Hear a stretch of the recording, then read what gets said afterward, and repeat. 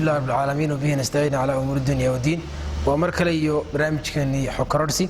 gaar ahaan qaybtii Sookoobidda iyo gorfeynta buugagta maanta waxaanu faalayn doonaa buugga la yiraahdo I know how she does it buuggaas oo ciwaankiisu yahay How Successful Women Make the Most of Their Time hablaha guuleystayaasha ah waqtigooda ugu badan maxay qabtaan ama maxay galiyaan buuggaas inuu si yar kooban u dulmari doonaa buugga waxa soo saartay marwo Laura Fendera waa qoraa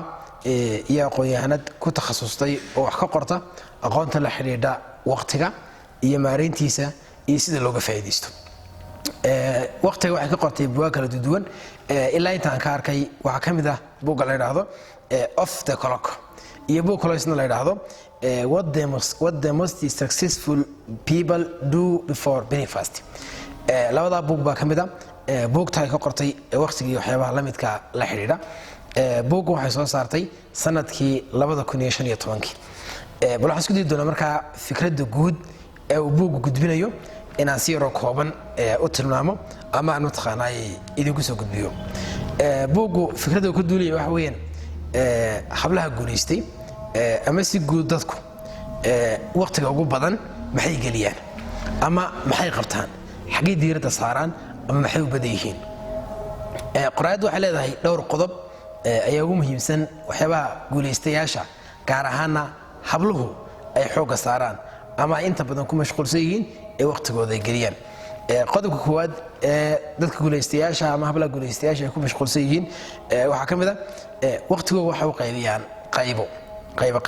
tusaale ahaan qaybta shaqo qaybta wax akhris qaybta seexasho qaybta noocaasa qaybta cibaado waqtigooda way qaybiyaan qayb u qaybiyaan haday tahay waqti nasasho waqti shaqo waqti kale waqti cibaado waqtigooda way qaybiyaan laakiin waqtigooda ma aha mid furan oo qofkii uu helayo fakaak dheer oo waqtina uu leeyahay wuxuu ku qabto waqtina uu ku luminayo hurdo waqtina uu ku luminayo wareegaysi waqtina uu ku luminayo waxyaabo aan markaa u qorshaysnayn ma aha laakiin waqtigiisu qaybsan yahay wuxuu leeyahay maanta wada shaqeynaysaa bari wad nasanaysaa saacad ma waxbaad akhriyaysaa saacad waxbaad qoraysaa saacad ma waxbaad akhriyaysaa saacad ma heebaad la kulmaysaa saacad ma wad nasanaysaa takala waa seexanaysaa yani waqtigiisu saas ayuu u qiimaysan yahay ama u qodobaysan yahay qofka guuleystaha gaar ahaan qodobka ay gabadhu sheegayso ah gabdhaha qodobka labaad waqtigooda waxay la qaataan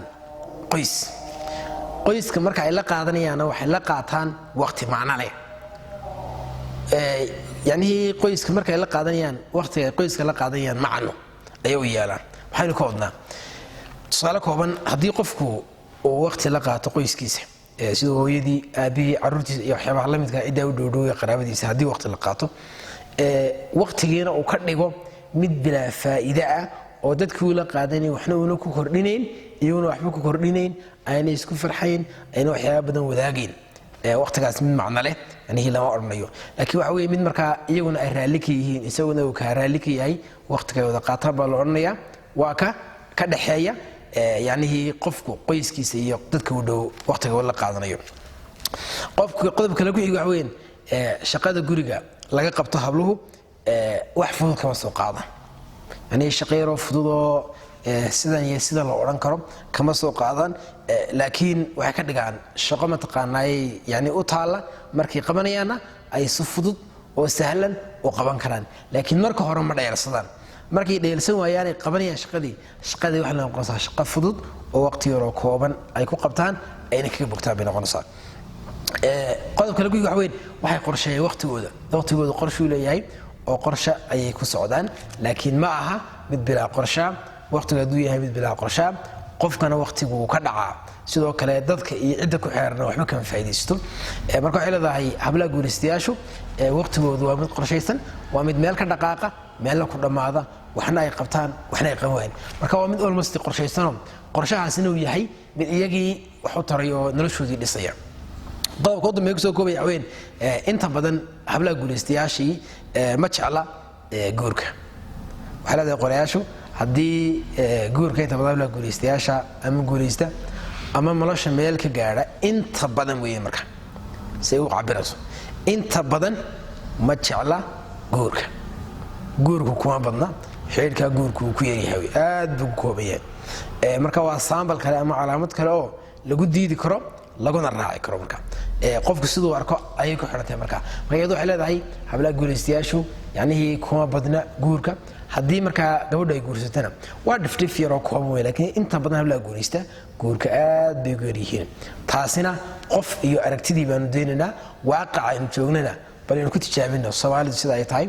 iyo waqtigan joogto hablaha mataqaanay yacni kuwa saameynta leh ama kuwa guulaystay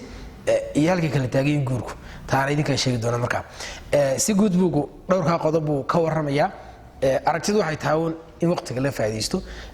dadka guulaystayaasha gaar ahaan habluhu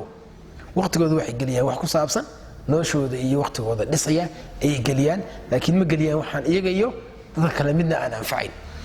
intaanu barnaamijkan lamida ku kulmi doono waxaad kaga tagay assalaamu calaykum waraxmatullaahi wabarakaatuh